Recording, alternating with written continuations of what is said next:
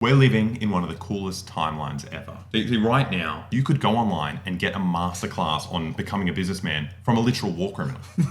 We've got George Bush right here. He's not in jail. He's here to inspire you on how to achieve your goals. Let's learn.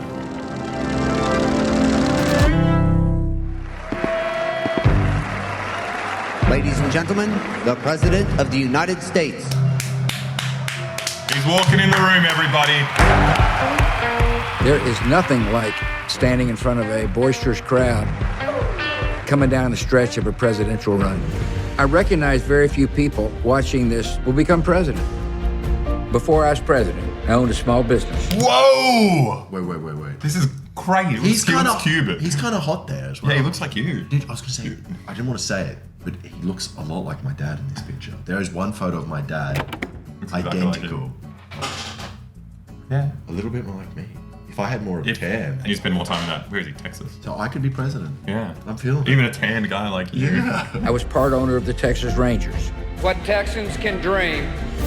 And I served as governor of Texas. All of these parts of my life taught me different lessons, and I will draw on all of them in this masterclass. First step. Who's your dad? First step, get adopted by the President of the United States. Once you do that, it's kind of like a 1-2 process, really. You kind of just fall into it. Agendas don't get set by consensus oftentimes. Now, obviously, you got to consult with board of advisors, board of directors, key personnel whose judgment you trust. But ultimately, a leader leads. Oh, it's like I take full responsibility for 1 million people killed in the war on terror. Yeah. At least we live in such a good timeline where you can actually get like a masterclass on leadership from a guy who killed 1 million people. It's insane. Imagine this from Hitler. Yeah, it is great. It's just like going to teach you. Yeah, how to be a good How to be a leader. great artist. They're both artists. It's so bizarre. It's such a weird world to live in that we can access this stuff for only $15 a month. This video is brought to you by Masterclass. I could barely focus just because of the fact that this man's head looks like it's doubled A up. double head. Or even looks like triple head. 1, 2, 3. I don't know. He's weeding me out, man. I think there's a man wearing him as a mask. Yeah. Is what I think is happening there. One of the real challenges in leading an organization is to keep the big picture in mind. It's difficult in politics sometimes because there's a lot of competing pressures. Occasionally the editorials in my case weren't all that positive. And I didn't give a damn about the editorials because I cared about the big picture, what I was trying to achieve. Editorials are saying something bad about you. Who cares? Doesn't matter. Saying there weren't any weapons of mass destruction. Doesn't matter. Who cares? Keep the war going for another 20 years. I forgot that was his thing. Yeah, that was his thing. He did all the bad stuff. He did all of it. It's crazy when Trump comes along and everyone's like, oh, he's so embarrassing. Like, oh no, whatever's we're gonna think about America. It's just like you can't come back from this guy. In this masterclass, we'll also be visited by my better half, the former First Lady, Laura Bush. Would you have sex with her? Yes, me too. Of course. I think I'd have sex with him as well. Yeah. Just to tell people I could I don't know. I wouldn't be able to do it. have sex with him. Well, it's like I could have sex with him, definitely. Yeah. That's fine. But it's like if I tell some people, they'll be like, "Oh, you were that close to George Bush, you didn't kill him." They'll just be like, "No, I just came and then went home." One of the wonderful things about being president is that it's an unbelievable learning experience. I think he's a much better artist than he is a president. Yeah, sure. He's a good artist. He's a better artist. Probably a better artist than Hitler as well. Those ones were kind of boring. He's got a bit more like style. Yeah, a bit of like Picasso-ness. Yeah. It's good. Thankfully, painting came into my life. It is a learning experience because with every paint stroke, you learn something new. That looks awesome. He's That looks good. that looks fucking What? sick. I thought I'd seen pictures of him drawing like a really bad dog. Like, No, sitting down. this is nice. I think it should be a rule that any artist that ever wants to get into politics, just keep painting. Do not stop painting. This could also just be a coping mechanism for like PTSD. Oh, yeah, from killing true, millions of people. But I don't believe seems like a very dumb man. I don't No, think he I feels don't think he anything. cares. So one of the things I noticed when I was a young guy watching politicians work a crowd is oftentimes they'd be talking to a person, but their eyes would be looking for somebody more important. I said, wow, if I ever get in that position, that's not me. And so the best way to communicate with somebody is to look them right in the eye and ask them questions about themselves. That's not a lesson. You pay money. It's the kind of lesson you come up with when your whole life has been handed to you in a platter because you Yeah. live in like a weird oligopoly where you just do your dad's job. But it also means that everyone before you was also handed that job, so much so that they didn't have to learn basic human interaction How to skills. talk to people. And he's like, it's secret here. Look at someone's eyes. Yeah. There's a lot of challenges when you're in the public square. One of them is to fall prey to popularity. I hope he says something about the war or 9/11. I feel like there's going to be nothing. There has to be 9/11. That was Surely that was his 9/11. That was his perfect moment. time. Also, good job on 9/11. You know, Yeah. the whole inside job thing, you did well. I can't bring myself to think it's an inside job. No, now that I'm looking at him and I'm Yeah. seeing him paint, if it was an inside job, he had nothing to do with it. Yeah. No, but it also can't be an inside job because like it just ruins the dreams of jihadis like you and me.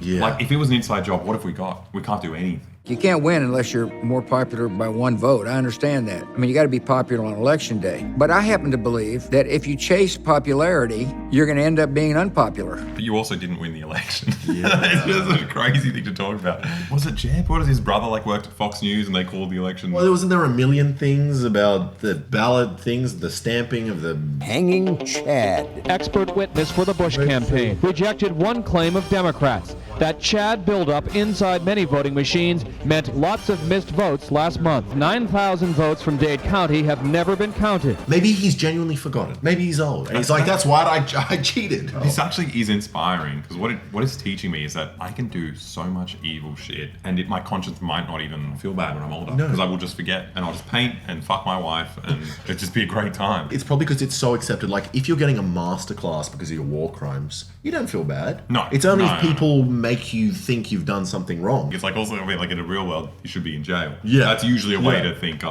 what have I done? Yeah, why am I here? Yeah. At one point, my poll numbers were off the chart. When I left office, they weren't off the chart. And I never let it bother me. No need to wonder what happened in that period Yeah. that made people upset at you. The Iraq War possibly had an impact. Lots of things. I said to him the other day, George, if you really want to end tyranny in the world, you're going to have to stay up later. He sleeps early. That's the Honestly. best burn for a guy who just did a crazy war. But that just shows he doesn't care at all. He's like, oh, what a great day. I gotta go to bed. Well, that's my job done. I gotta sleep like a baby. 9 p.m. Little George sleeping. They've talked about him being a great leader and communicating, but they haven't showed any examples of him talking from before. Because he was famously horrible, yeah. the most hilarious speaker. I think I had a book of all his quotes. Yeah. Our enemies are innovative and resourceful, and so are we. They never stop thinking about new ways to harm our country and our people, and neither do we. It was not always a given that the United States and America would have a close relationship. These immigrants have helped transform 13 small colonies into a great and growing nation of more than 300 people. If you're a single mother with 2 children, which is the toughest job in America as far as I'm concerned, and you're working hard to put food on your family. There's an old saying in Tennessee, I know it's in Texas, probably in Tennessee, that says, fool me once, shame on you. If fool me, we can't get fooled again. I am George W. Bush, and this is Masterclass.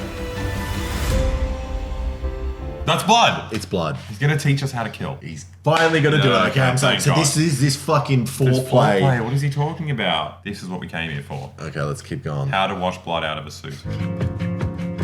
One of the real dangers in politics and in life is to chase popularity. You shouldn't chase popularity because you can always rig the election. You know, you shouldn't be worried about what people think about you because you're going to be president anyway.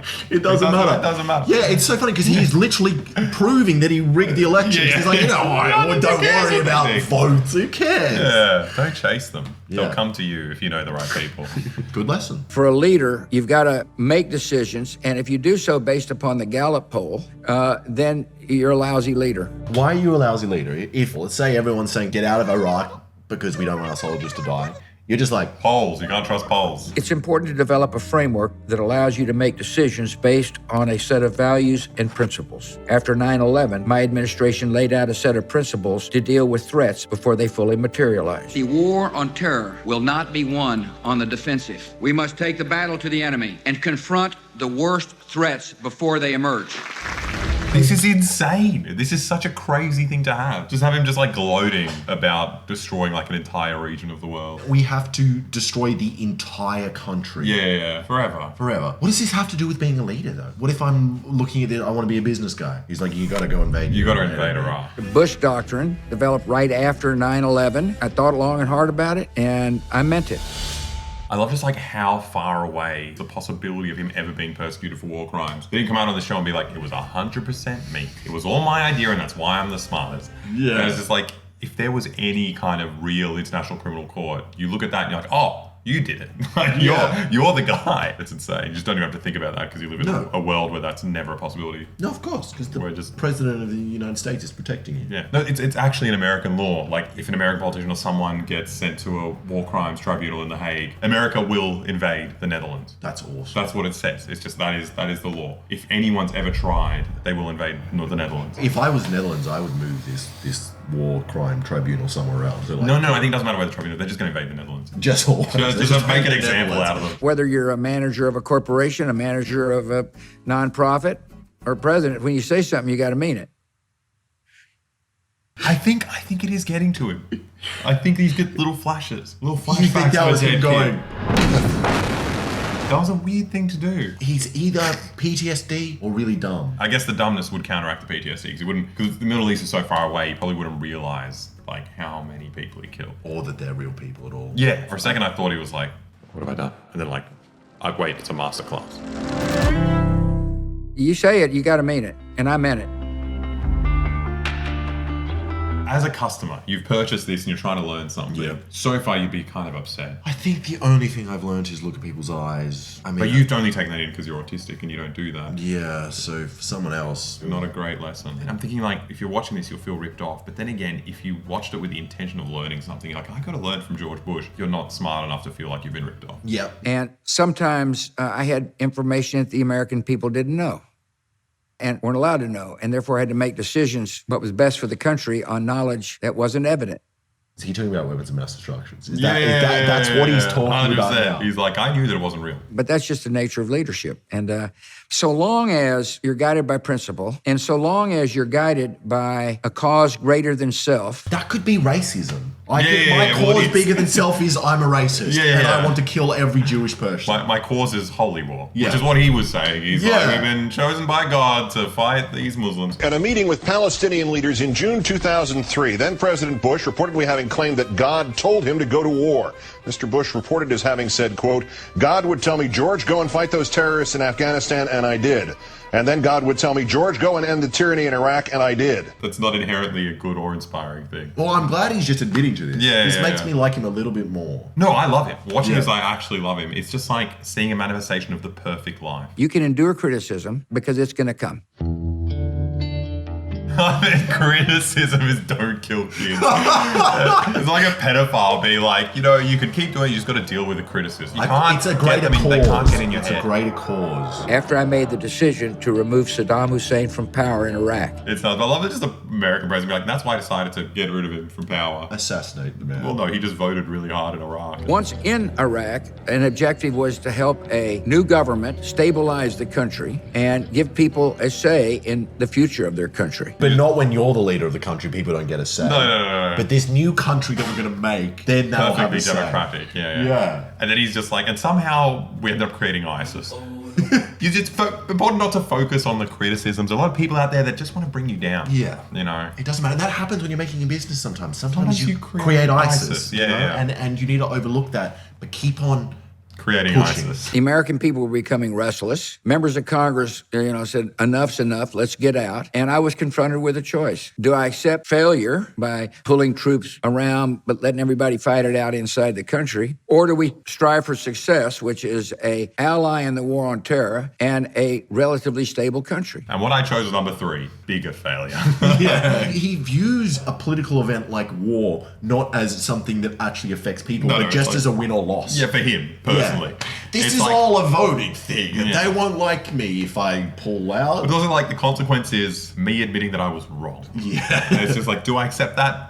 Or do I do more? Or do I kill thousands of American men and hundreds of thousands of Iraqis? Wait. What were my guiding principles? Oh, holy war. Oh, yeah. There were a group of people inside my administration, some very young, smart people, who said, we'd like to develop an alternative strategy to withdraw or, keep troops around. Imagine in, how long would it be, in 20 years, seeing a Putin masterclass where he's like, I could have pulled out of Ukraine. But you see, the risk a leader takes with something like that is being wrong. And in fact, they came up with what's now called the surge. Rather than withdrawing, is moving 30,000 troops back into Iraq. This is a very delicate issue, of course. But they came up with the idea of more war. Yeah, more. And they called it the surge. Yeah, they are supervillains. I really like their military operations names because they're always very evil and cool. Yeah. Like Space Marine names. But it's a kind of name that you come up with when you're the undisputed ruler of the world. Yeah. It's just like, it doesn't matter if we sound like evil people. Yeah. People in our country love it. The rest of the world can't do anything about it. Let's do the surge.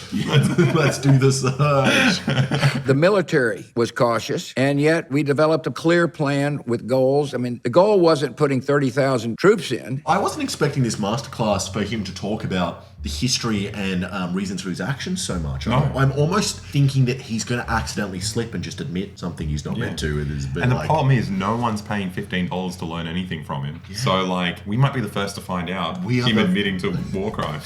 Given the boost of confidence because of U.S. personnel by their side, whipped al-Qaeda. And the country changed pretty dramatically at that point in time in terms of security and confidence by the Iraqi people that the Constitution that they had approved would prevail. Yeah, people got confidence again. He, like, flattened the entire city of Fallujah. The Marines moved through the ruins of Fallujah, looking for any gunmen who'd not fled or been killed. We shot small rockets, AT-4s, main tank rounds, tow missiles, anything. If we knew there was somebody in a building, we used our snipers. We took the enemy out before we even had to go up and clear it.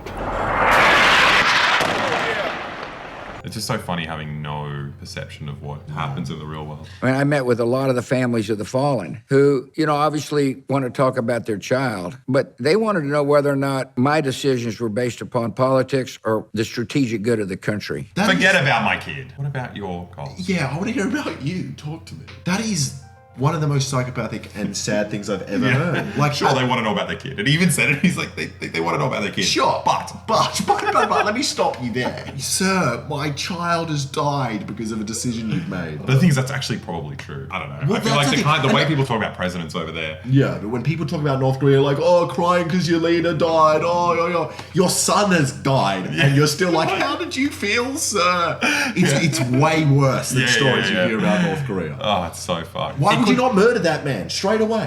Kill him. We can't say that. No, really? I don't think we can say kill the president. He's not the president anymore. And also we're saying that person in the past who didn't kill him should have killed him because of things very specific to that person's life. I shouldn't kill him. No. He hasn't killed my son yet.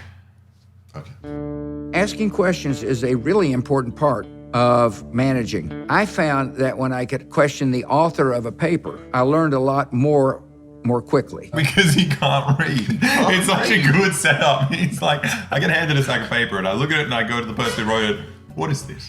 Tell me what this is. Yeah. You talk to me, I get the information more quickly. I can't handle this. This is such a crazy thing to watch. It's Fucking just like bizarre. the most incompetent and dumb man with no conscience still being praised long after he did his crimes. And teaching so far nothing. Yeah, the only reason he's successful is because of corruption. And then he's just like, what could it be? Shaking hands, looking in faces, asking questions. But he believes it. He thinks he did it. He didn't even know this corruption happened. Yeah. Why do I keep winning? His dad ran the CIA.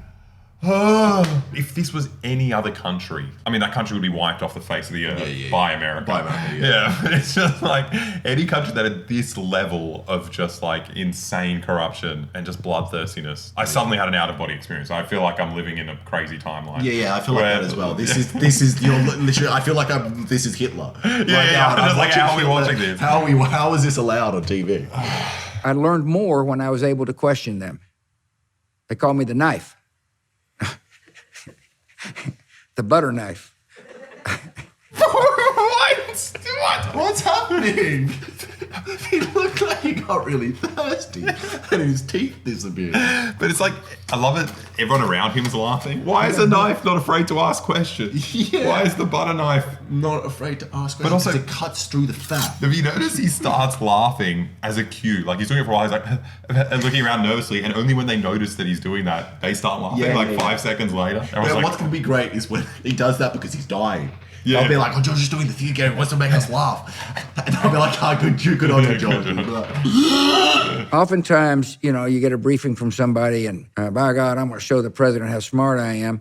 and will rattle off a bunch of sentences and words, and everybody else in the room is like me, like, what the heck did that person say? No one else is like that, George. I think It's like everyone else in the room. everyone else, no one knows what he's saying, and that's because that guy's smart. No one knows. no In one the White knows. House, we're all idiots. This guy, you're all dumb like me, right? This guy, Bill Brady'ac, with all his sentences. At words. Sentences and words is what he's... What the hell's what? Yeah, how do we kill people? Yeah, Get that's to the what I point. want to know. And a lot of people are afraid to say, I didn't understand what you said, but I wasn't. And my message was, man, if I can't understand it, how do you expect the American people to understand it? Nice. That is true, because they're That's all true. dumb. Yeah. He's a real American man. Yeah. They got an idiot. Embryonic stem cell research was brought to my attention by Margaret Spellings, domestic policy chief, and she explained it to me. And I said, try it again, because if I had to deal with this issue, I knew I was going to have to explain it. And if I didn't know what it meant, If I didn't know what it meant, then how come American gonna know? Come on, put simple. Every time I laugh at him, I just feel sick. I didn't expect to feel like physical pain Yeah. just from knowing that this alternate reality exists. Yeah, this reality where he's fine. I keep saying a million people. I have no idea. I can't picture that amount of people. There's no like. There's my brain. My brain's not. Yeah. A million people. A million people. A million A million people. They can't, like, what is that even? Look it up. In Iraq itself, it was less, but as a consequence of the war of terror, he's done such a crime that my brain isn't capable of comprehending that number of people. That you just can't understand it because it's large in the amount of subscribers on Boy Boy. True. So maybe if you subscribe to Boy Boy and that number gets closer, we can imagine. We can imagine how many 900,000 or a million. Every one of you will die. the fundamental question involved with embryonic stem cell research was, do you destroy life to save life? I believe that all life is precious. How can you say this after saying you just did a war which killed millions of people? And now the embryos, are they a fully functioning human? I can kill him, but can I kill a human that doesn't exist yet? Yeah. I don't think I have a clear conscience if I do No, that. but you don't understand the hierarchy. It goes brown people, white embryo, white people. Where does sperm sit in this equation? Brown I think people. it's on top of brown people as well. He's a Christian. I think that's how it fits in his schema. It just so happened that there were some embryonic stem cell lines. I think there were 100 of them were available for research. And I decided that since life had already been destroyed, we should move forward for the sake of science. I'm a strong supporter of science and technology and believe they have the potential for incredible good. This is before they had the Interatron like teleprompter in front of the camera. They had to have it up here. So this is every single time. If we were just talking to our Boy Boy fans like This is how we talk to you guys. Wow. We love you. Isn't this whole thing looking people in the eyes? This is your one rule, George. The first thing you taught us was to look you in the eyes. And where are you looking? You telling me there's a 9-foot man in that room, George? Is that what you're telling me? I don't believe that. He's the guy. Who are you looking at? He's the giant embryo that he just saved. I'm confident people listening to this are charged with making difficult decisions. And my only advice is to listen to all sides, make a decision, and explain why you've decided what you've decided. Never did I make a decision on trying to figure out whether or not I would be personally popular. How is this a lesson for anybody? This has been about making decisions based on stem cell popularity and war crimes. But also, none of it has any consequences. You could have made either decision and you would be in exactly the same position right now, getting paid heaps of money by Masterclass to do this. For those listening, one of the keys to success is clear, realistic, and measurable goals. In the face of preventable death and suffering, we have a moral duty to act. He laughed because he said duty. Did you see that? Clear and moral duty. One of the hallmarks of the No Child Left Behind legislation was accountability. As I campaigned for governor of Texas, I asked, what are the goals of the Texas education system? And there were like 30 goals. And it became apparent to me that the number of goals needed to be shrunk to a manageable number. So that's why I removed protecting kids from domestic violence. Yeah. You know, Too many goals. Mental health issues. You know, let's just cover like teach kids to read. That's the only thing I care about. Every other issue. Yeah. Teach kids to join the army. No Child Left Behind guarantees schools federal funding as long as they grant recruiters access to students on campus. This $1.1 million tractor trailer travels to schools all across America, looking for recruits for our nation's all-volunteer army. America needs outstanding young men and women that are hardworking like yourselves to join the army, because we are a nation at war. Unlike the rest of us who have to show ID, recruiters can walk right in. Schools receiving federal funds must give the military the same access that college and career counselors have, or risk losing their federal money. No child will be left behind. Every single one will make it on that boat down to Normandy and they'll charge. Don't you worry, kid, you'll be there. The goal should be, can a person read, which is should be the major goal of education systems across the country. I was particularly concerned about our minority students, who it seemed to me were just being shuffled through the system without concern if they could read right. Hey, tell me, kid, can you read right? I know how to read right. That's such a good skill. Read right? Yeah, read right. The beginning of No Child Left Behind came here in Texas. I viewed education as a civil right. When I got to Washington, 7% of the budget, more or less, was being spent on schools. And so we said, fine, we'll support that budget, but we want to know whether it works and therefore measure. If your children are not reading at grade level, there'll be consequences, such as giving parents different choices of schools to go to. What an arsehole. So he's talking about cutting funding to public schools. Yeah. The whole thing just justified it. If you're not teaching kids to read right, we're going to give you even less money. Yeah. Will you be able to teach them to read right? Then the kids are going to read right. Yeah, you're going to be happy if the kids can't read right. Then that's what we're going to punish you. The whole thing sounds like he's teaching kids to read, but he's cutting funds. That's I don't think you can phrase that kind of like psychopathic sentence as a dumb guy. No, I think you would, if you were a psychopath, you wouldn't admit to it. It wouldn't be that obvious that what you've done. The thing is, the dumber he is, the more I like him. I don't think he's made a decision in his life. I think he's a very good just man to sit there. This guy, he looks you in the eye. He's very cute. And that's it. It was a tough sell at first because there are huge lobbies involved with schools. There is the school board presidents. There is the teachers union. All these big, powerful people, all the big, strong teachers are trying to get the president down. What an asshole. This is a masterclass which is meant to teach you things, and this man is trying to destroy education. Yeah. And that's actually great for Masterclass. The more people who don't learn how to read right, then people are going to be paying for Masterclass to teach them stuff. Fucking private, companies. Exactly. Masterclass came out of his policy. You got all these adults that don't know anything and they have to pay extra to do something they should have been taught in school. I can't imagine if you're actually listening to this wanting to learn and you got this idiot talking to you. No, fuck you. If you're listening to trying to learn, you should be in jail too. You should be with him in prison. You can talk to each other as much as you want. I had a fantastic domestic policy council person, Margaret Spellings, who worked with me as governor on education reform in Texas. You could not create a better fake person. Margaret Spellings, that worked with me in education. This whole thing is... I feel like everyone he's ever met has been like a CIA agent that his dad has like made to like him. We had to make a few compromises here and there, and sure enough, it began to work. Teachers and administrators were held to account. Test scores improved, and minority students. Teachers and administrators were held to account. They're the Someone's got to rein these people in. It says it's going up, but it's backwards. The darkest one is 1999. Do we not know how to read right? The colours don't align. Where's blue? Where's black? What's this graph? Did he paint this himself? It's on canvas. He painted this graph. Wait. So like it looks like it's going up. 9-year-olds are now 15. While the black ones are actually 20. We could be very dumb. I feel like an idiot. I feel like an idiot because I can't understand. But the colours don't match. I don't know what that number is. They read 8 more books. But also, what's the white 9-year-old? African 9-year-olds, Hispanic 9-year-olds. We've got 3 categories of 9-year-olds. We got 1999. All the other ones don't exist. 1999 is the only one, and it looks like that was the highest, and it's actually gone down. That's a crazy graph. That's a graph for crazy people. I don't know. If you Americans know how to read that, yeah, can someone please comment and tell us what that graph meant? Yeah. I feel like I've been left behind. They'll tell me how to bloody read right here. Yeah, what the heck is this? So what did we learn from all that masterclass lesson? I think I've just learned psychosis. I feel like I'm in a make-believe world. After watching that, like nothing feels real anymore. It is insane, and it's insane to me that you can watch that and not hate Masterclass and George Bush. And the world. I feel like when a Christian becomes an atheist, I've suddenly lost God. I feel like I had some understanding of justice or like something happening in the world, and suddenly it's just like, oh no, it's nothing. Nothing matters. We pay war criminals millions of dollars to do lessons online. They teach you nothing. Because even if you're a business person, I learned nothing from that. The craziest thing about this, people are spending $15 a month on this. And I know for a fact that for a third of that, you could get much better lessons. For $5 a month, you could go onto the Boy Boy Patreon and we could inspire you to do so many things. We could inspire you to...